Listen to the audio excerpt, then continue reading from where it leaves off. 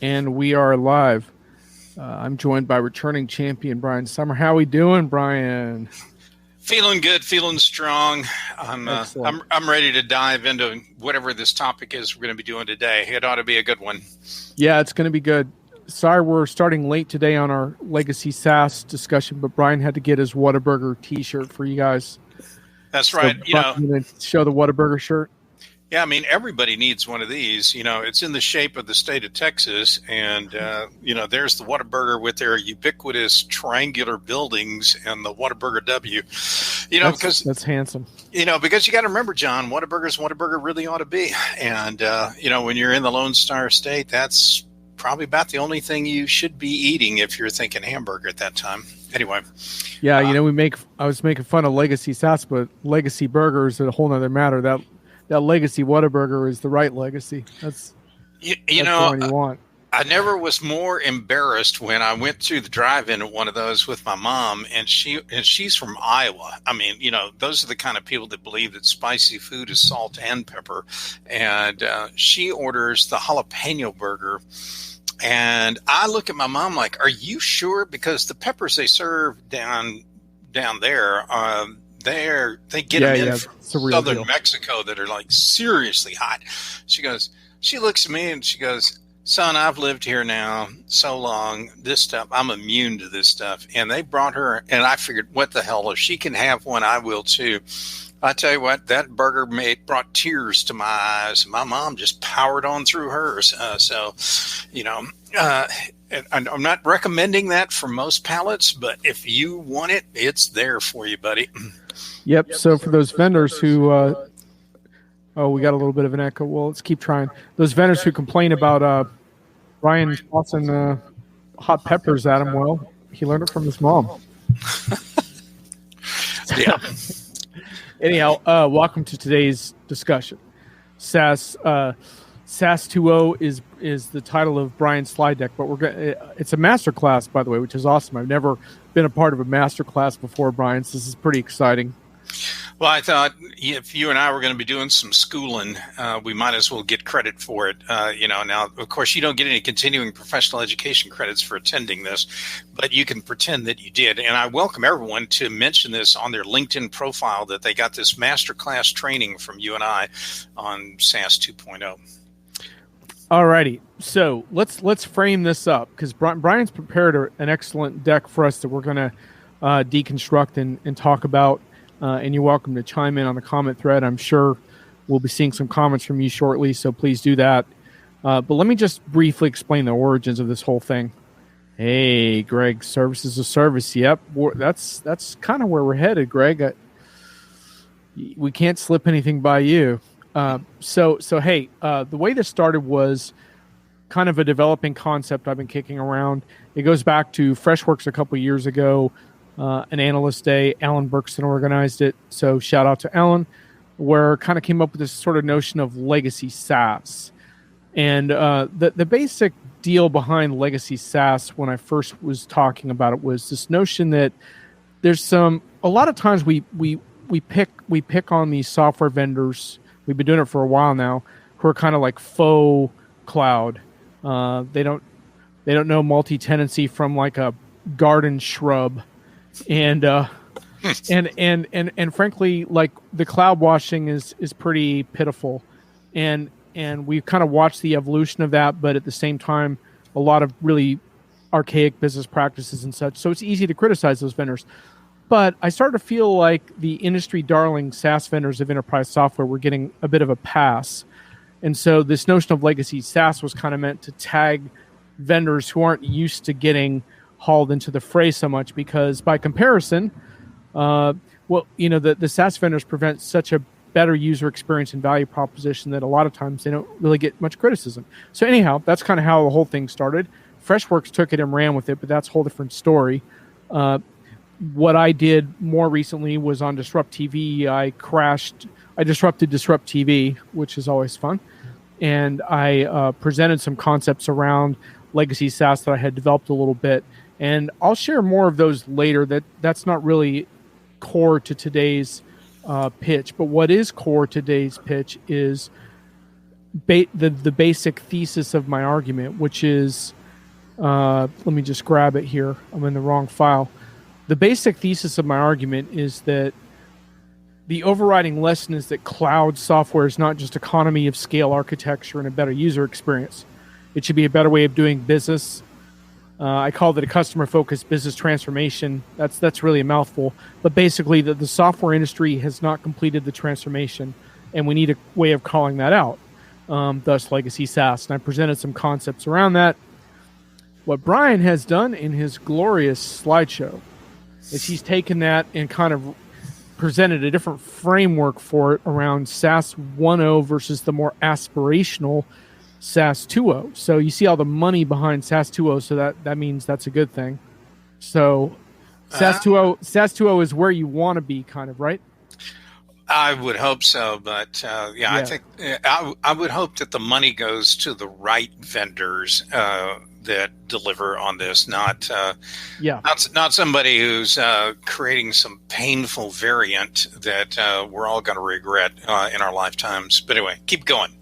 Yeah, so let's kind of progress through your slideshow a little bit.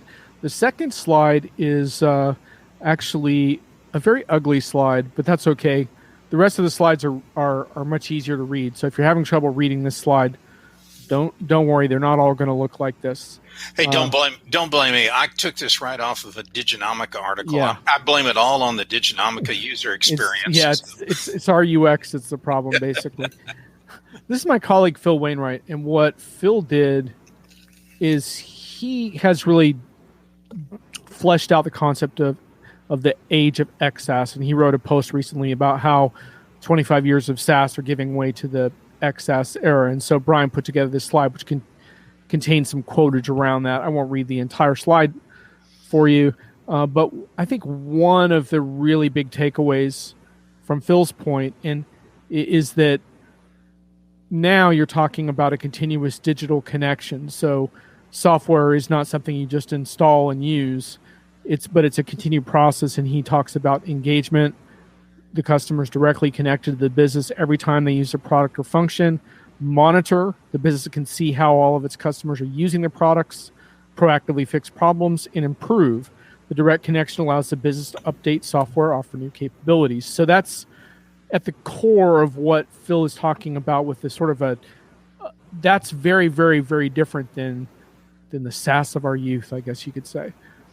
So that kind of fits in with my concepts to some extent, though my focus on legacy SaaS was more about sort of business practices and business evolution, but the technical evolution isn't complete either, which is kind of Phil's point, is that the age of XSaaS is still unfolding. But this is sort of a framework for thinking about software that, I don't know, Brian, maybe it's more like kind of connective tissue, really, rather, you think of like circulation and blood flow between, maybe that's the wrong analogy, but it's not as static as what we think of as software traditionally.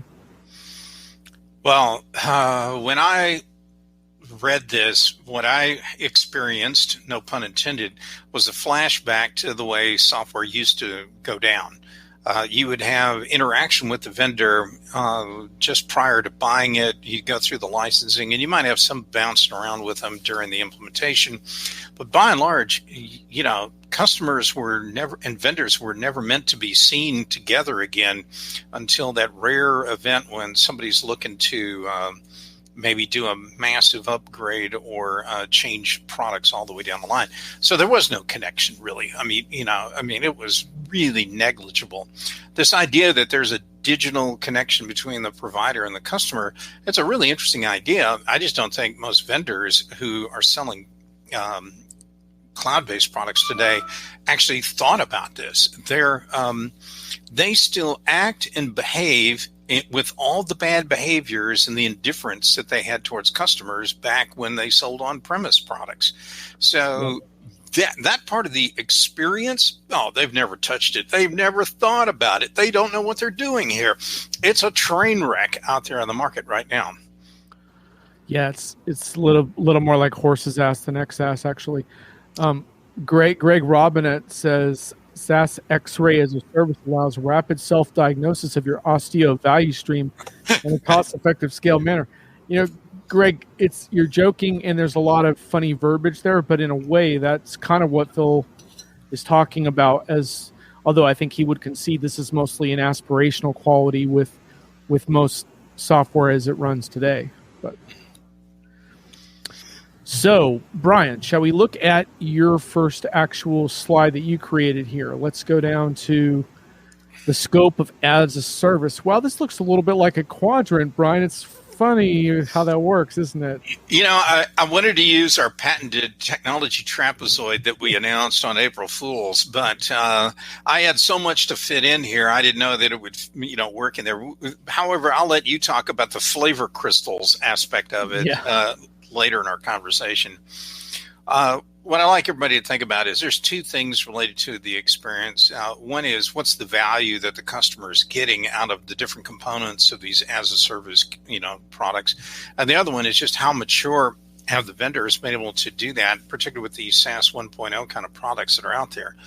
And this is my positioning, if you will. I would argue if you look up in that, I don't want to call it a magic quadrant, but up at that top right, that's where I think the vendors did a pretty fair job of getting their core applications and a little bit of the digital connection between the customer and the vendor. They got that. But what's really sad is when you look at like the financial terms over in the top left, they took all of these mean-spirited, overly restrictive, punitive kinds of things and contracting capabilities and the like that they had in the on-premise world, and they've brought them right into the as-a-service world. They didn't really rethink anything. If anything, they've added additional little surprises like toll charges and things like indirect access and so forth in there.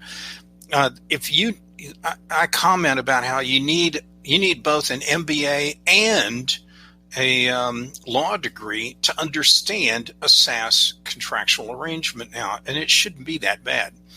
And some of the other cells, I think a lot of these SaaS 1.0 vendors have not done squat hardly on advanced technologies. I mean, we've been hearing people talking about machine learning and the like, and for quite a while, but I'm still waiting for a mainstream vendor to have a whole bunch of processes powered by robotic process automation, having a whole bunch of pre-delivered chat bots and stuff like that solve a lot of problems. Right now, it's still on the drawing board. The verticals, unless you get to a cloud vendor whose niche is the cloud, like a Plex, a vertical like Plex, most of them haven't done anything in verticals other than to say that we're going to kind of sort of be able to support it through some partners, and our toolkit will eventually open it up so partners can build vertical extensions there. Yeah. That's why almost all of the SaaS products out there only serve service or people-based industries because they're scared to death to deal with the hard industries right now. But Brian, what about industry clouds, man? No, let's not go there.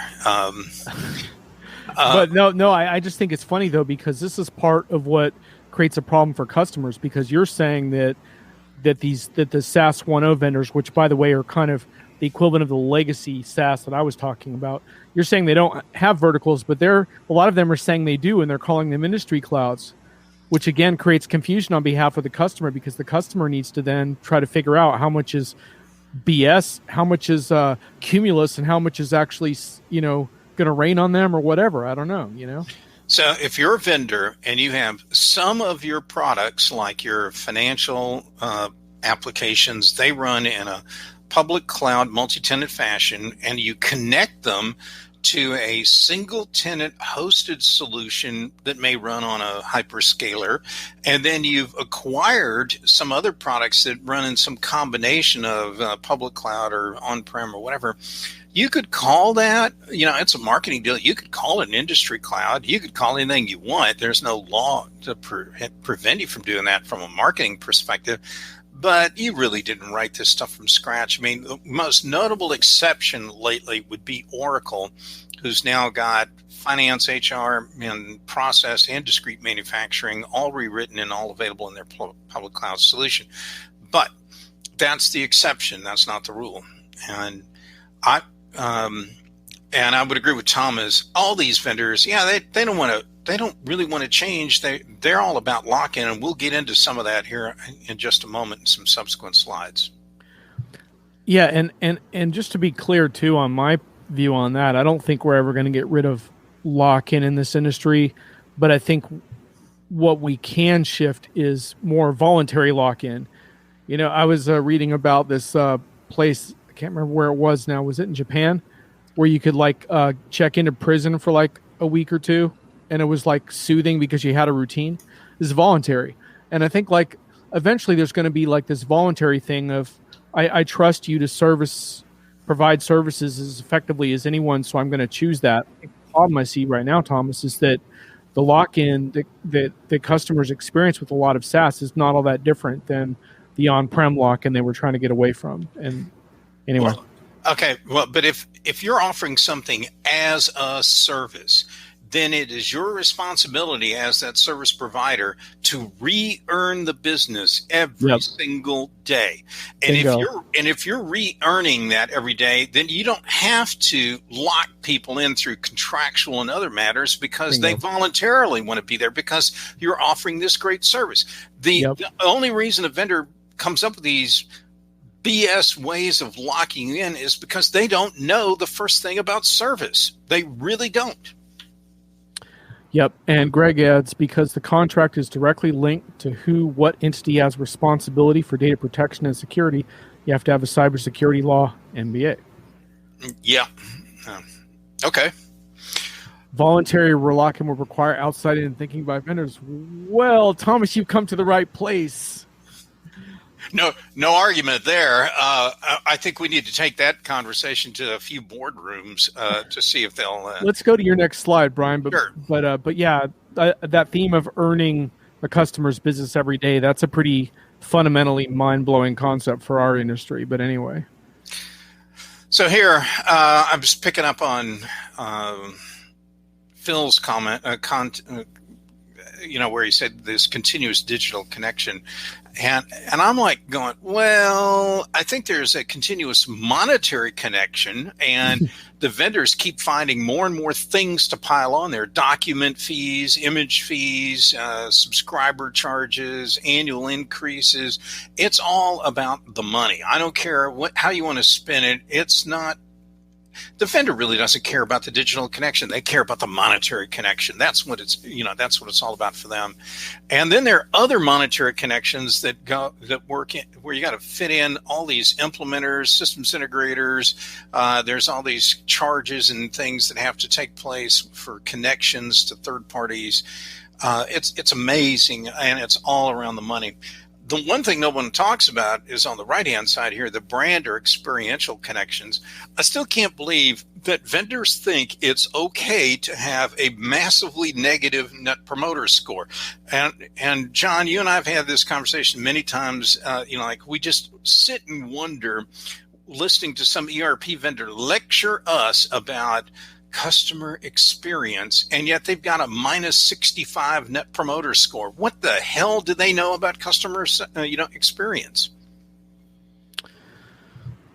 Well, Brian, it's sort of like the overweight gym teacher, right?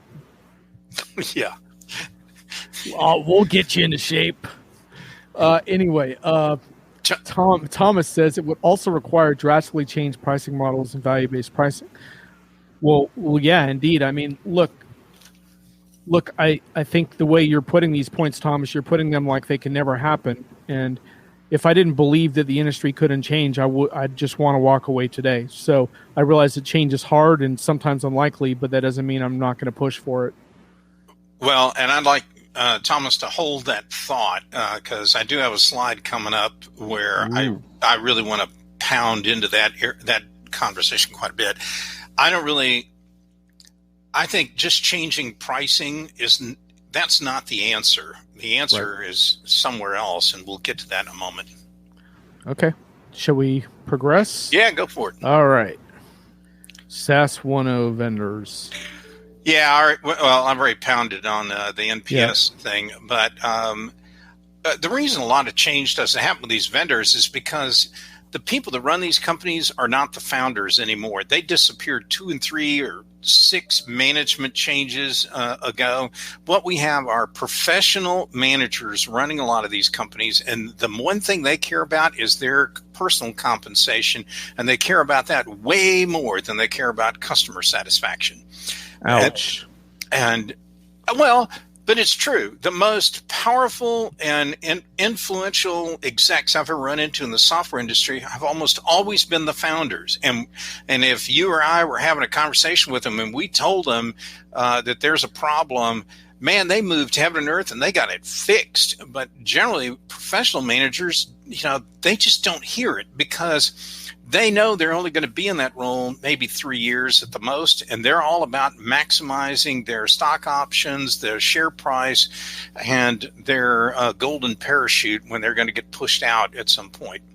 The other thing is these larger firms, they don't care about customers hardly at all because they mostly care about never letting down Wall Street. And so they always have to be within a penny of their expected earnings. And it's that focus on delighting Wall Street or pleasantly surprising them makes them do stupid things short term to customers so that they can boost up the profits, and that causes downstream long-term problems for the customer. I like advanced math and law degrees needed to understand price lists and contracts. Ouch. Well, that's true, and one of the most difficult things when I sit down with a client to go through different contracts that are being put in front of them by vendors on selection. The amount of head shaking, what are they talking about here? I mean, there needs to be a C Spot, C Jane kind of version of these contracts, but the vendors don't want to do that because, like I wrote here, opacity is their friend. Anyway, the last point is a lot of these vendors, the founders are gone and they've forgotten how to do primary research and build product from scratch. And so they bought a bunch of junk. And then what the customer has to deal with is all of this headache related to redundant data models, different data meanings, poor integration, latency, stuff moving back and forth. One of the worst that I saw, they had some of the acquired products were running on their own private data centers, and they have to ship data out of those data centers to a public cloud provider and sometimes to another one altogether. And I'm like, really? This is the value that you're creating this great customer experience by having data latent and redundant all over the world. Yeah, why have one customer data platform when you can acquire several? Yeah. Yeah, I know. That's what the world needs. We need more of those cloud platform technologies. Anyway, right, let's see what's next on your slides of death here. Another problem, if you're really customer focused, you'd fix all these kind of integration issues. I can't remember what it was. I know you and I were in some conversation, might have been an analyst briefing, where we got into a discussion about how integrated is something when all you have is a do-it-yourself toolkit that the customer's got to figure out or the vendors have to deal with. That's not really integration. That's the prospect of integration, which is not the same as integration. The other thing that we've had analysts, we've had these conversations is a lot of the vendors only integrate to their own products, which, okay, that's great if you can find me a customer who only has your products. I don't care how big or small the company is. Every company I go to has products from multiple different software companies, and they need a way to connect it all together. They don't need a bunch of islands of automation. For more on that, I would refer you to my recent show with Josh on extreme heterogeneity. Yes. It's funny, too, because, Brian, one of the things I encourage vendors to do, and they never listen, what I tell them is, at your next show, at your keynote, I want you to show your integration to one of your competitors' products and how well it works. and show it to customers. And here's the response I get. Crickets. Yeah. I get nothing. Although I will say I've seen it once, and I saw one vendor. I'm not going to name them because I don't want it to be like a, oh, this is the best vendor. But I saw them do it.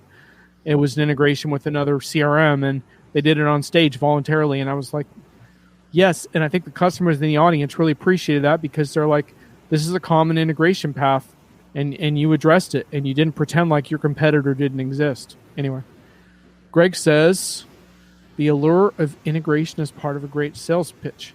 Well, I think, Greg, what's happened now is we've given way to, we've got modern APIs, so we're good. And you can plug whatever you want in.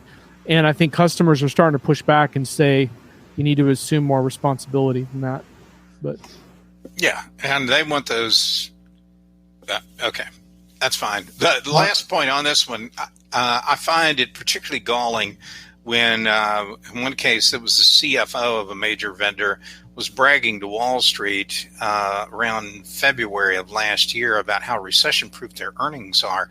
We already knew there was a pandemic looming and everything else, but as far as not only was this tone deaf, but this just basically proves that they're more focused and care more about what Wall Street thinks of the company as opposed to what customers think. So anyway, let's go on, John. All right. Yeah, we can skip this one. I think we've hit some of these already.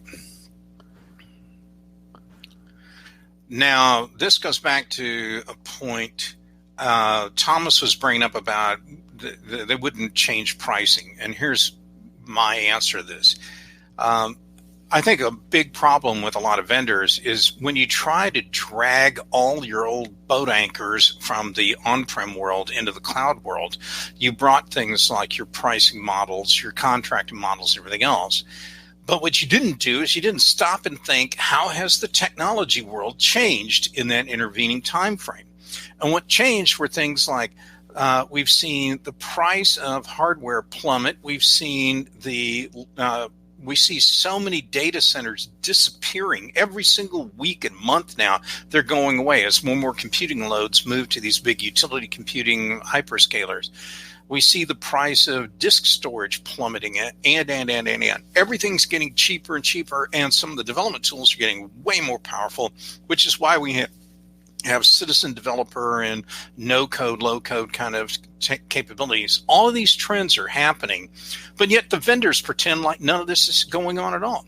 And what we should be doing as consumers, I push on vendors on this all the time, is where is your response in creating a product for consumers or customers that takes advantage of all of these incredible economies of scale and price reductions, deflationary price activity going on in the market. In fact, I would challenge, I do this all the time with vendors going, if Moore's law is true, then your software, in 18 months ought to cost about half of what it's costing today. And I don't get a great reaction from that comment, but and I'm also asking, why aren't you using some of the open source databases like NoSQL and some of those kind of products in there? Let's get the cost to instantiate a new version of your product as close to zero as possible. I don't know why they can't do that. And the reason they can't is because they continue to have this fixation and this attachment to the old world that they are not willing to change. I think a lot of these vendors are the flat earthers of the technology world. There's your soundbite for today. Thomas says, the flat earthers, ouch. That is only part of the problem. Main thing is to transfer value from customer to vendor happens far earlier than getting value from the software. Particularly if you prepay like a 5-year cloud deal. You transferred a whole lot of value to the vendor before you ever realize it. Yeah, you're absolutely right on that. The only thing, Thomas, is you're assuming that they are going to get value from the software, which is not always true. Yeah. In fact, I think a lot of times when I look into customer use cases, it's the more mature customers that have extracted the value far after go live, and not all of the mature customers either, because it's not just how long you've been on a platform, it's how hard you work at it.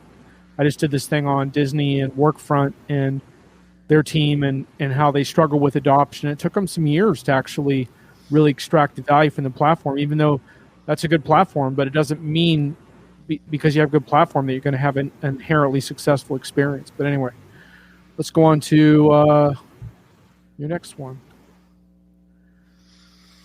Well, this is just showing that, in nature, you see all kinds of things evolve, and animals constantly evolve new techniques to either avoid capture or to prey on their victims. Hey, did you get the colorful plumage? Is that that's kind of like a trade show thing, right? Yeah. It's for the vendors with the unlimited marketing budget. That's TV advertising for them. SaaS vendors, they adapted a bunch of things, most of which came from the old world, and they've taken them to new and even more punitive levels.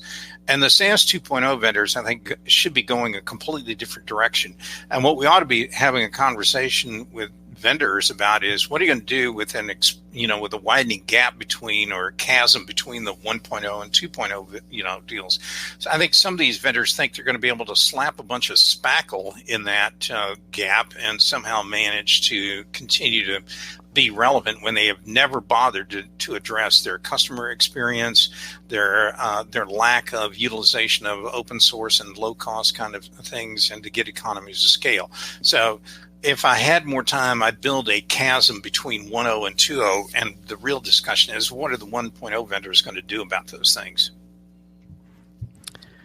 Yeah, because Brian, wouldn't you say that one of the encouraging things about our industry is that there are some vendors that are actually really pressing the issue now and adapting some of these 2.0 tactics?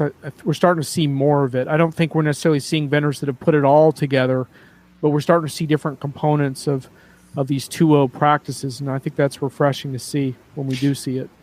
I would agree. I know you don't want me to name names, but yeah, you and I both know there's a great one that's doing a lot of that kind of stuff down in Texas. There's a couple of them in the mid-market that are doing a really good job of this and are really embracing the customer experience aspect of it. So yes, there is some progress in there, but it's the indifference, particularly of the publicly traded vendors, that is really galling. Yep. And they're the ones that need to be taken to the woodshed for a really good switching. An unpleasant barbecue, basically. Not one of the good barbecues that we used to have on the road, but an unpleasant barbecue, indeed. Well, what else we got here? I think we're getting close to the end of my deck. Yeah, guys. This is not going to be a 50 slide deck, y'all. So we're getting towards the end of Brian's slides. By the way, I did a 67 slide presentation last night at 1 Ouch. That was brutal. Sorry, I missed that. No, you're not. No, but it was the future of work, but it should have been the future of presentations is what it should have been, at that length. Anyway, evolution and choice. And I think this is something interesting. The two concepts are different. One's about adapting to a changing kind of competitive environment. What are you going to do about it? And others are the choices you're going to make. And I think a lot of this stuff on experience, it's a combination of both. Are you going to, you have choices as a vendor as to how you want to interact with customers.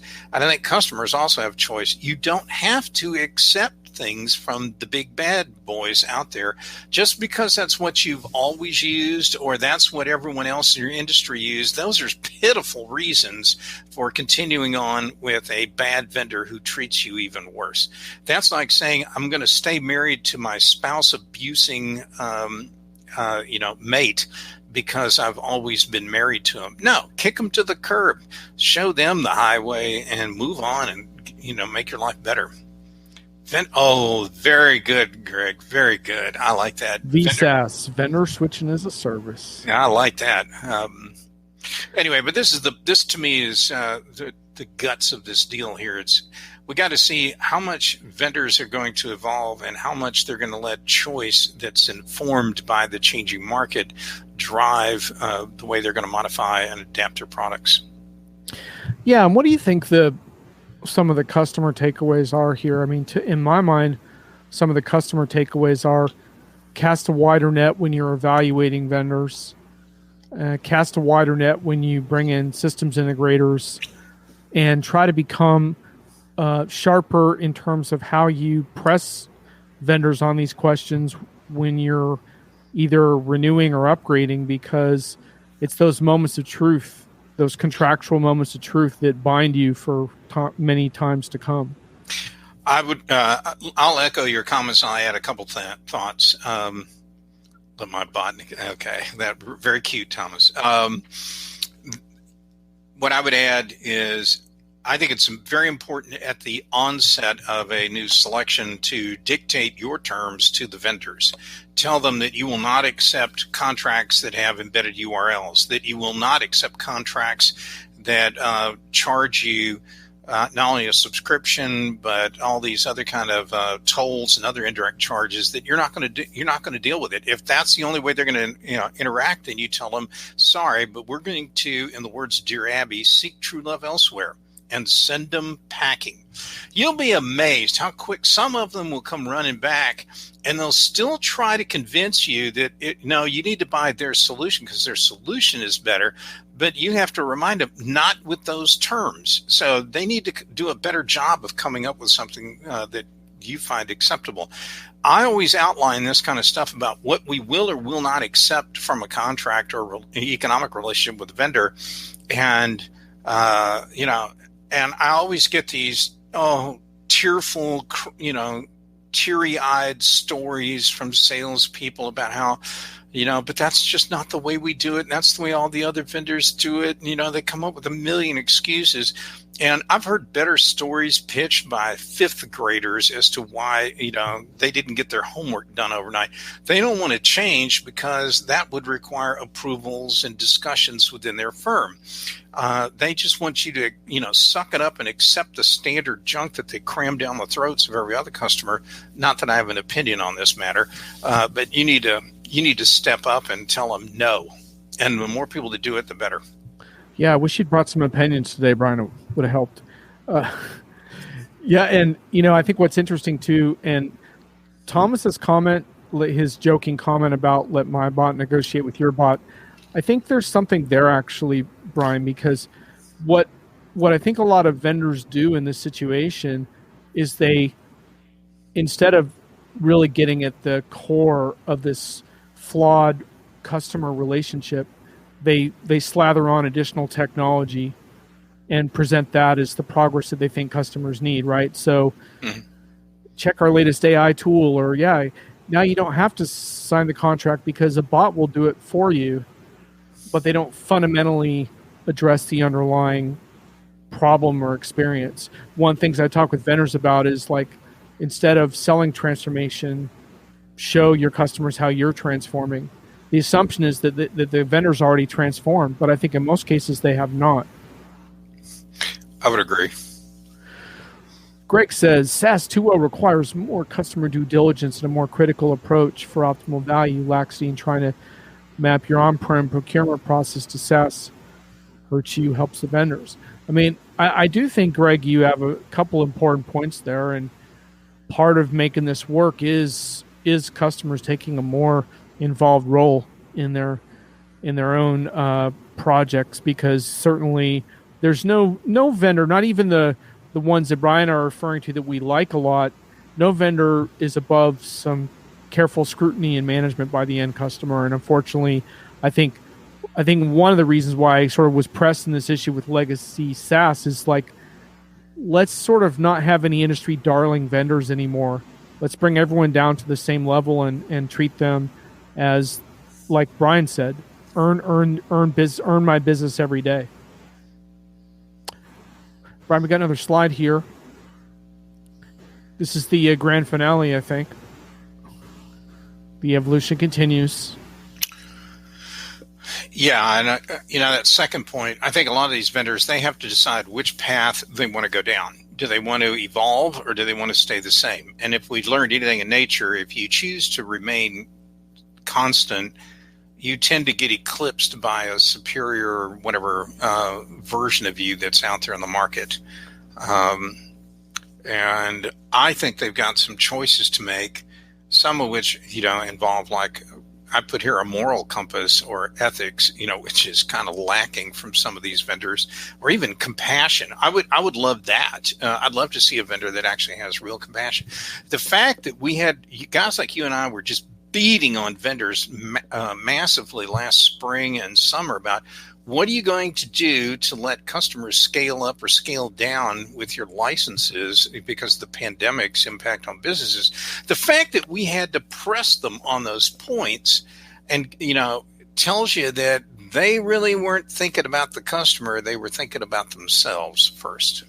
So what do you think about this notion of Wall Street, right? Because if you're a publicly traded company, you do have responsibilities to investors. So what is a better way of balancing that? Is it even possible, do you think?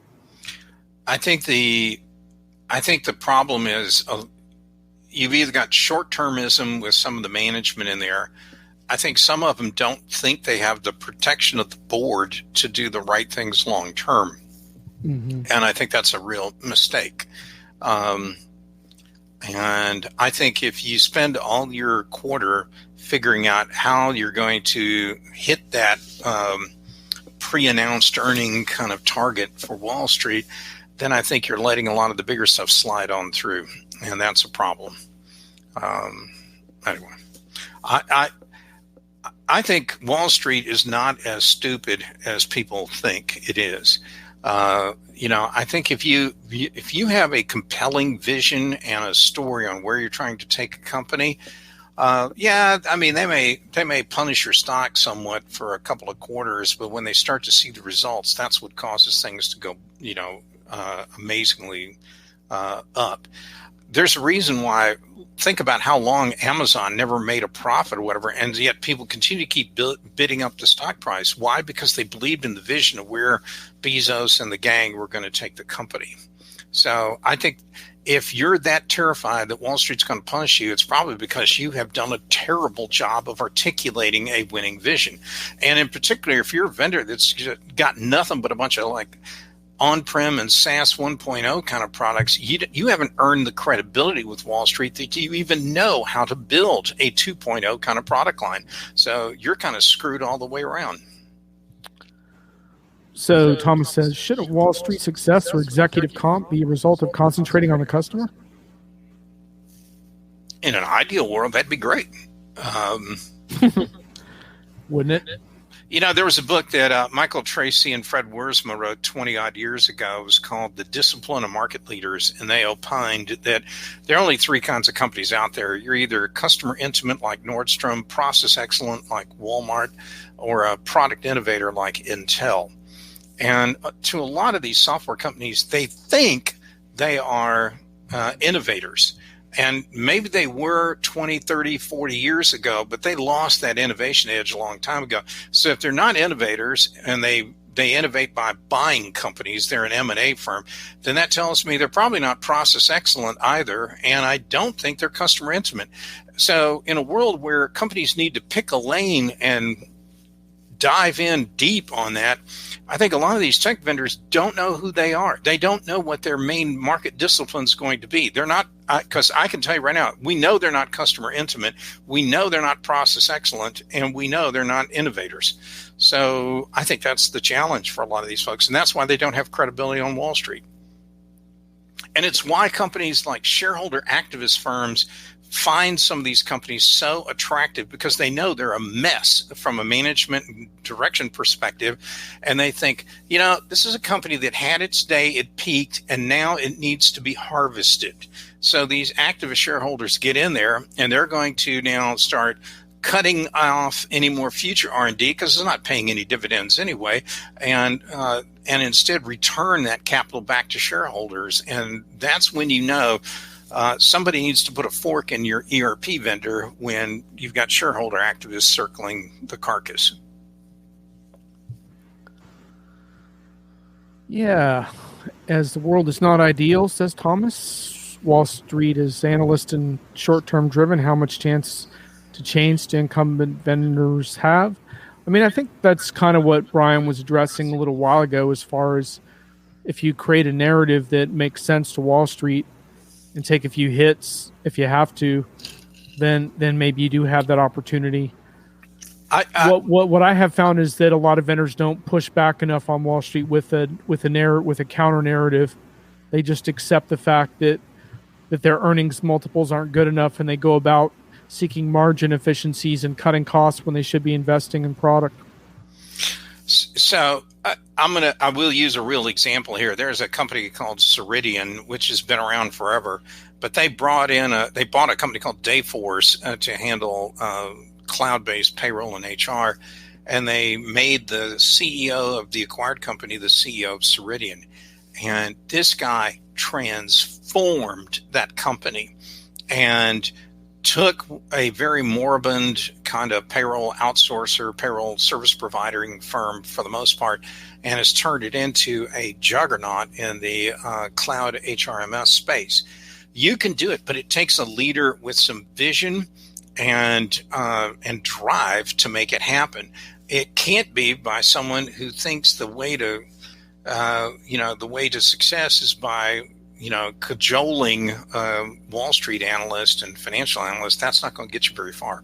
Anyway, you can close that deck out, John. I think we've covered all the main stuff there. So, I like your pot of gold at the end there. That's nice though. And I took that. That was a picture I took in a museum in, I want to say, Gothenburg or Stockholm or somewhere like that. But it was in the Nordics. I remember that much. Thomas is saying it is extremely hard to swim against that strong current, John. Well, Thomas, Brian just gave you an example of a company that did. So, again, we're not accepting fatalism in this conversation. I understand that the odds can be difficult, but we're rejecting fatalism today. Sorry. I'll accept realism, but not fatalism. But yeah, well, okay. Well, sure. I think privately held companies have an advantage here, Thomas, but I'm not willing to accept that we are going to write off publicly held companies, because unfortunately the vast majority of software companies in the future are going to be, enterprise software companies are going to be publicly held. So if we write them off as inherently corrupt, then we're all screwed. We might as well just either cash our paychecks or go home. So Brian, switching gears slightly, what are you working on, man? Now that we've basically deconstructed the industry, what is stimulating your intellectual curiosity? What kind of stuff are you digging into? I'm doing a ton of stuff on HR at the moment, and here's a piece that caught my attention. There was a story about to help workers. Walmart's going to move more and more of them to full time, and Amazon's doing some interesting moves, and others. Because if you thought we had a war for talent before the pandemic, that was just a skirmish. Now it's just full on turmoil in the labor markets right now. It's been surprising to me how many subtleties there are as we start thinking about the return to work. And some of your colleagues over at Diginomica, I think it was either, I can't remember if it was Stewart or who else? Anyway, they coined a phrase, the vaccine economy. Yep, that's our Stewart. Yep.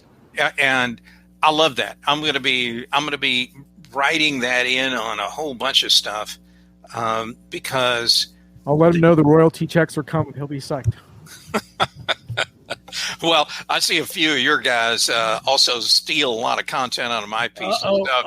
Smack talk. I haven't seen those royalty checks come in yet the other way, but there's a lot of conversation people talking about. Well, what do we do as we go back to kind of a return to work or what have you?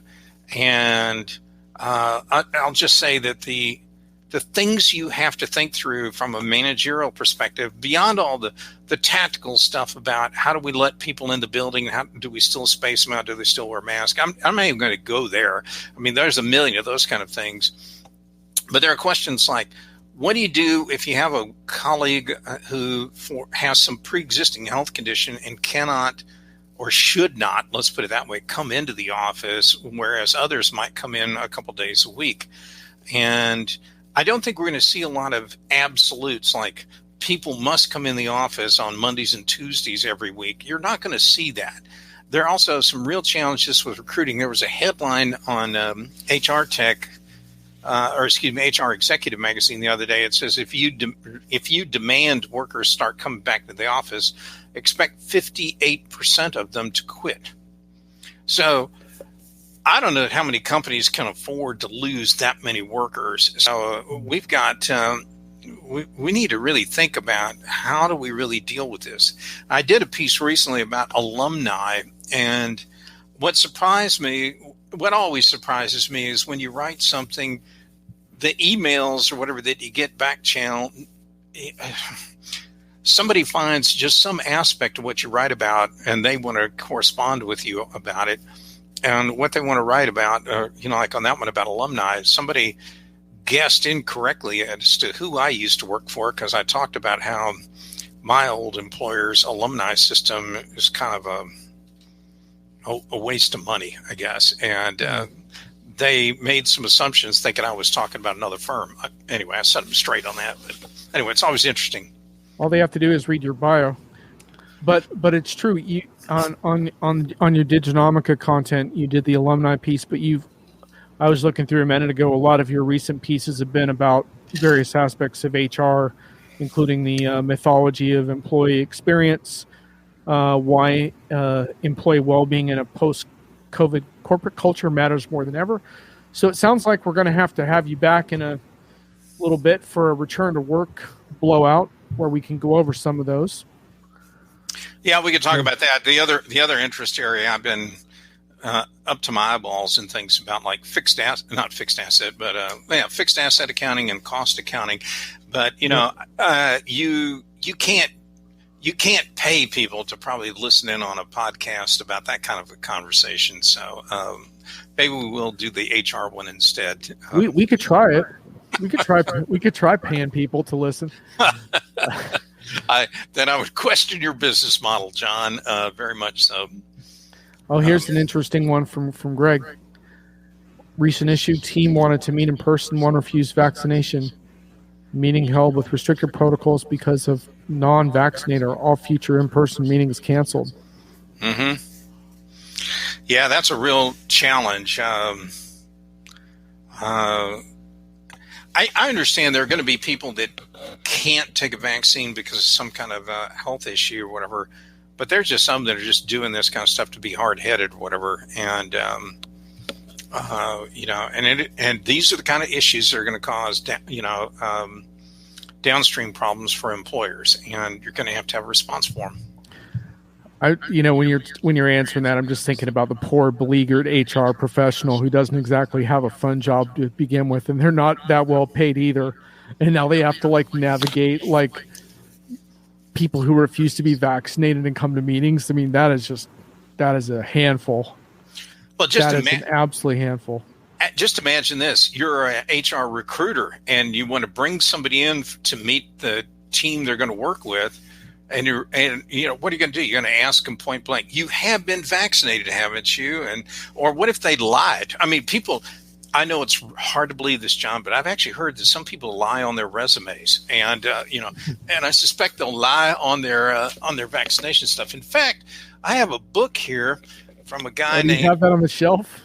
I have a book here called. Let's see the title of it here. Yeah, it's called Resumes from Hell by a guy named John Reed. And oh my goodness. And it's hard to imagine that people actually would tell some great whoppers.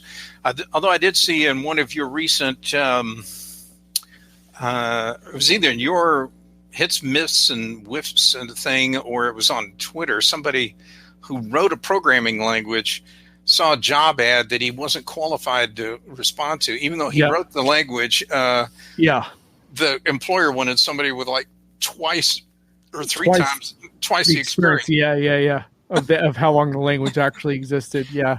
And he's like, that's weird. I feel like underqualified here for the language the programming language that I created in the job spec. Yeah. Resume some hell is good times. That's fun. Bet you can't believe I could put my finger on it that fast. I'm impressed, dude. That's cool. I appreciate it. Yeah, Greg, we'll have to bring you back in for some more comments if we do a return to work thing in a little bit. I think it would be good to do that.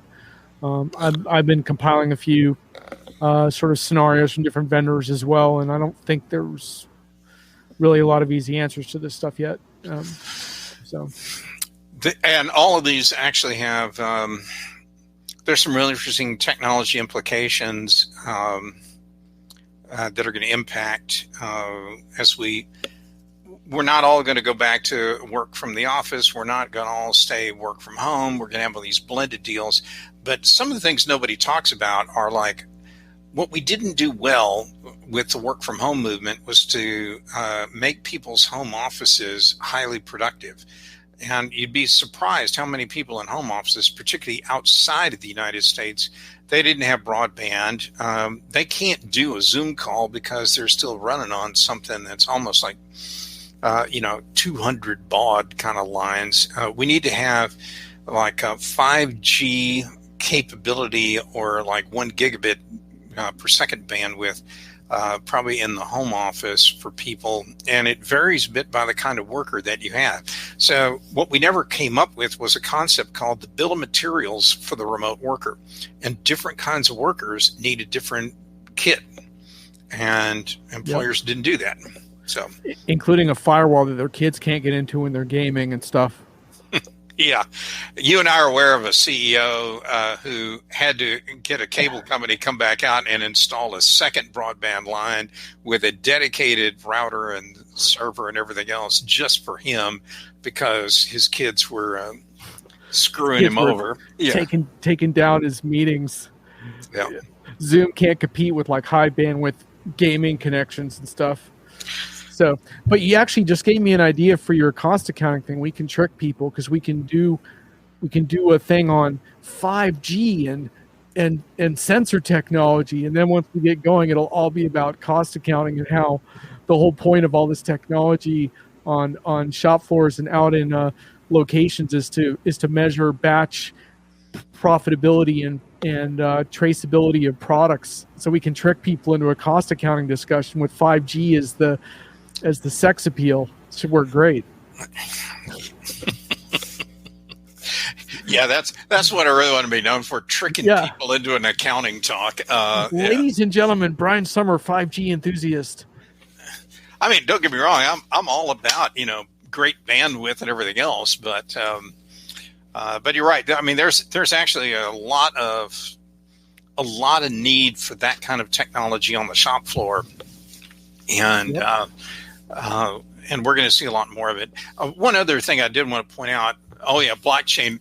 I can't believe no one mentioned it up till now. Thank you, Greg, because I know that's John's favorite word. Well, it's funny if I mention traceability, someone's going to mention blockchain right away. Because whenever you bring up traceability, you got to throw blockchain at that one for sure. Nice job, Greg, violating the rules of the show. Good work. Good work.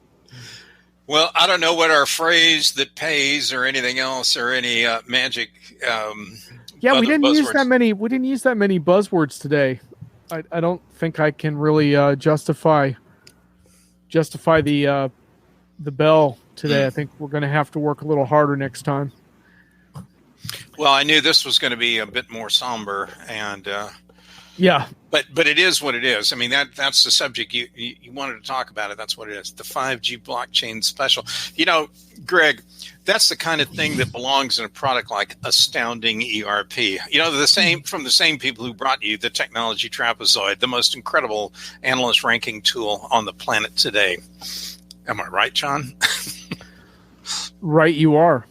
And look, I mean, look, it's a sobering topic what we talked about today in some ways, but I think also to me, it's I get excited about it because I think it's the potential to really deliver on good projects that make a difference for people, and we need those right now. You know, like there's some really cool stories right now. I mean, just at the Adobe Summit this week, really cool stories. I mean, even like interviewing a Pfizer and AstraZeneca, like some of the amazing things that happen with turning around that vaccine technology in such a short time.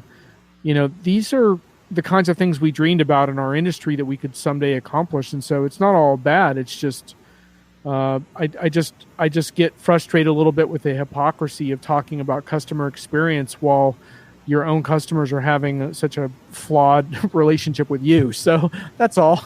Just feel like that needs work.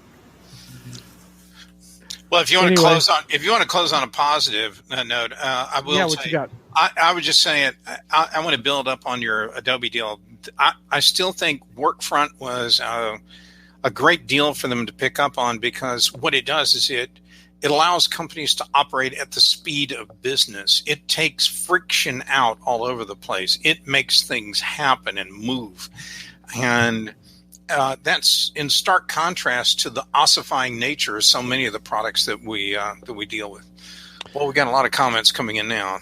Yeah, Thomas, on regarding outside pressure, obviously I don't think there's no regulatory pressure that can solve the problems I'm referring to today for the most part.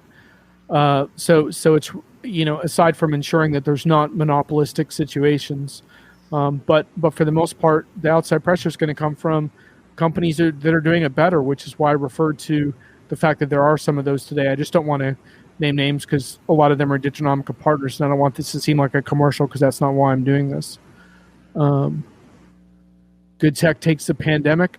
Yeah, it's interesting, Greg. I mean, I think obviously the pandemic provoked a lot of realization in a lot of companies that there is a transformation imperative, which is something that before the pandemic, I did run into a lot of companies that just didn't really feel any kind of urgency around anything that you would talk about with digital, or would you like to sell directly to customers, and all those things obviously were forced into focus. But I don't know. I mean, I think human beings often respond in some ways better to crisis than they do to normalcy. And I think crisis brought out the best in certain companies. Now, look, they had a profit motive. Let's not pretend like they didn't. Successful vaccine technology is going to make these companies a lot of money, but I think there's also some heroism involved in a lot of the stuff that happens. So, new market entrants or outside pressure too. Yes, indeed. Yeah, that's the whole. You're hitting on the Michael Porter 5 competitive forces model right there. New entrants, your suppliers, your customers that can disintermediate you, take you right out of the middle. They're the traditional competitors, and then there's I'm drawing a blank. It's the end of the week. What can I say? But anyway, there were 5 of them there. Kudos to Michael Porter on that. Well, all right, Brian, I think we got it, man. Thanks for the slides. I really appreciate you taking those ideas and codifying them into something we could share with a broader audience. Much appreciated. If I can do one thing quick, it's build a PowerPoint deck. But that's kind of not a skill set I want to brag about. But anyway, hope it helped move the conversation along. As always, thanks for bring me on board once again, John. And don't hesitate to call me in the future. Absolutely. I'd like to thank Thomas and Greg for your leadership in the chat today as well. Thanks for keeping things lively for us. Nice job. Yeah. Catch you guys later. All righty.